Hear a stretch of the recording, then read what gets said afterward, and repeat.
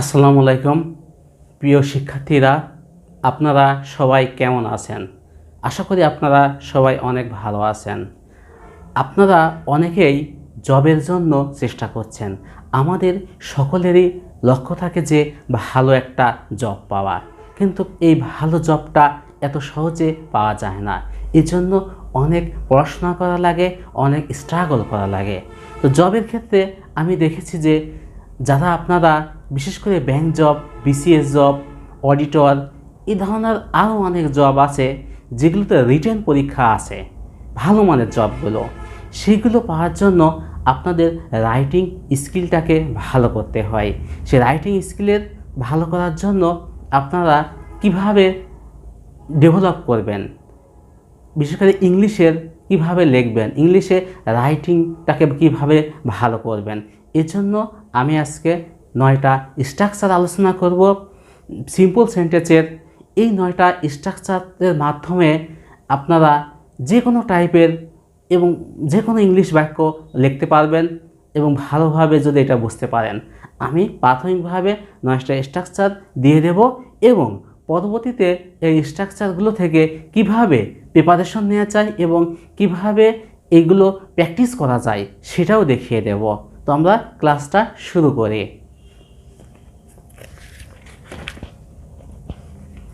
Structure 1, subject plus intransitive verb,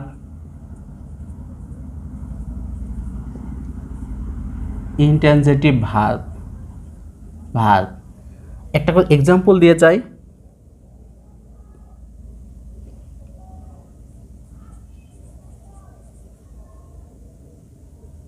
Hasan is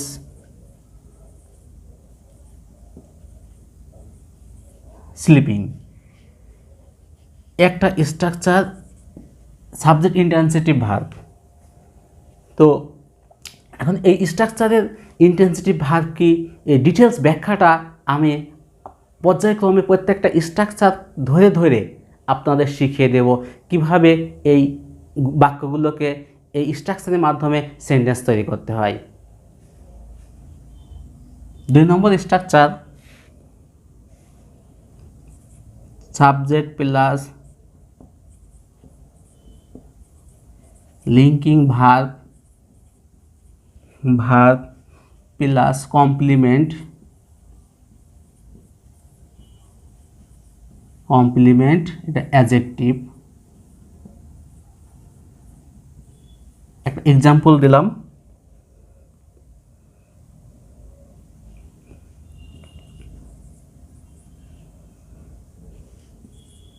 honey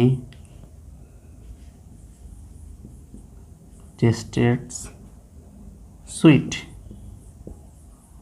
sweet. 3 নম্বর structure,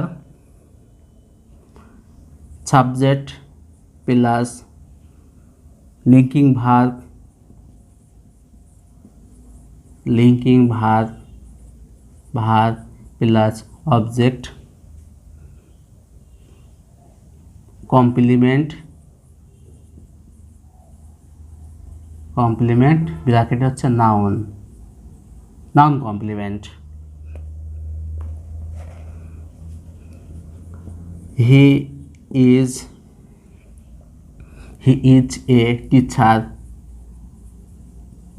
teacher. আমাদের 4 নম্বর structure, subject plus be verb, verb plus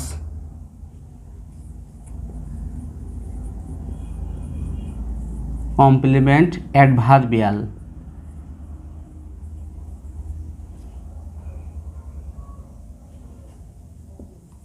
adverbial. একটা example দিয়ে, he is in the college.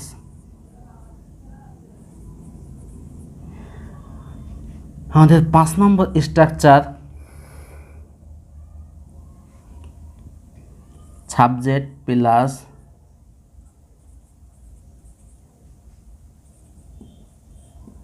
Transitive verb plus object noun oblique pronoun. এর একটা example দিয়ে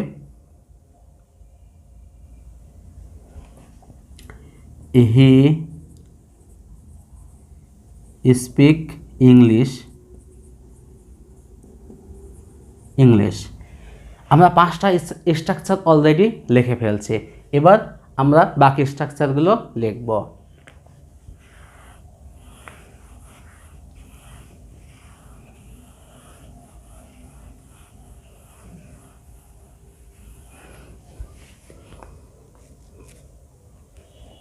আমাদের 6 নম্বর structure subject plus transitive verb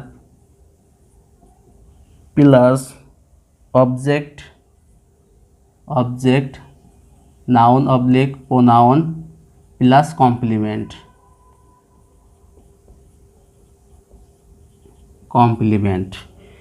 এটার একটা এক্সাম্পল দিয়ে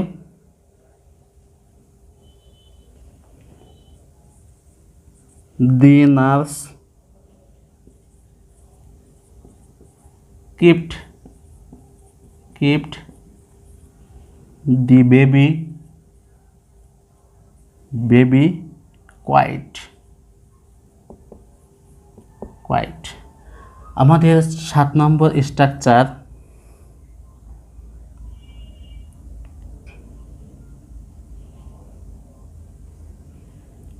সাবজেক্ট প্লাস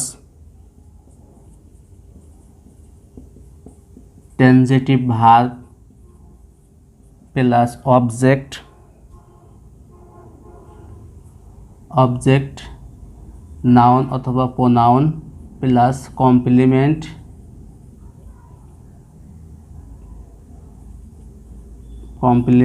ব্র্যাকেট হচ্ছে noun, complement noun. We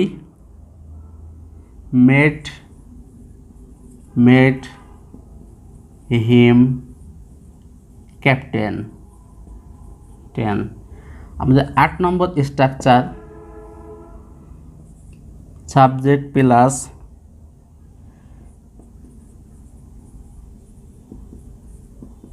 transitive verb plus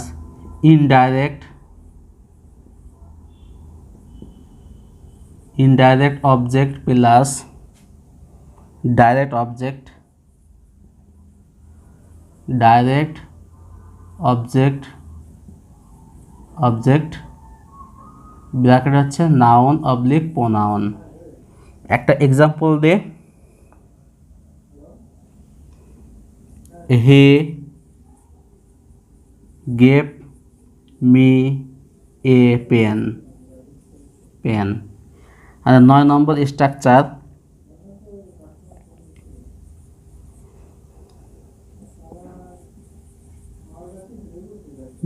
verb plus subject.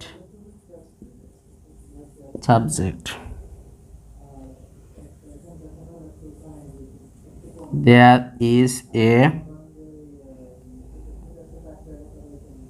book on the table।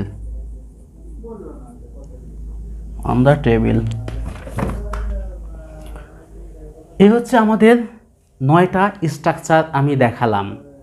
পৃথিবীর যত সেন্টেন্স আছে সবই এই 9টা স্ট্রাকচারের মাধ্যমেই সীমাবদ্ধ থাকবে।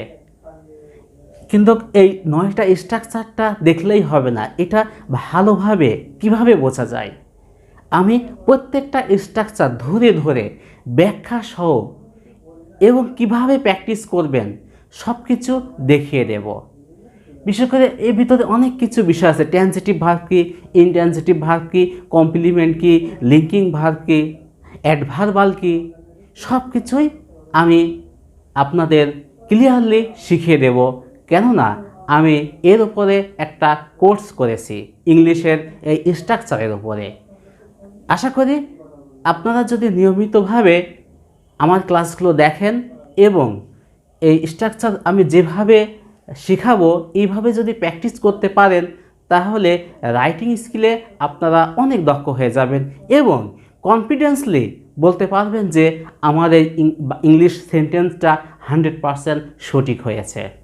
তো এজন্য অবশ্যই রাজুস অনলাইন স্কুল চ্যানেলটাকে সাবস্ক্রাইব করে রাখবেন এবং প্রতিনিয়ত এই টাইপের ভিডিও আমি আপনাদের উপহার দেওয়ার চেষ্টা করব। তো ভালো থাকবেন, সবার জন্য শুভকামনা রইল।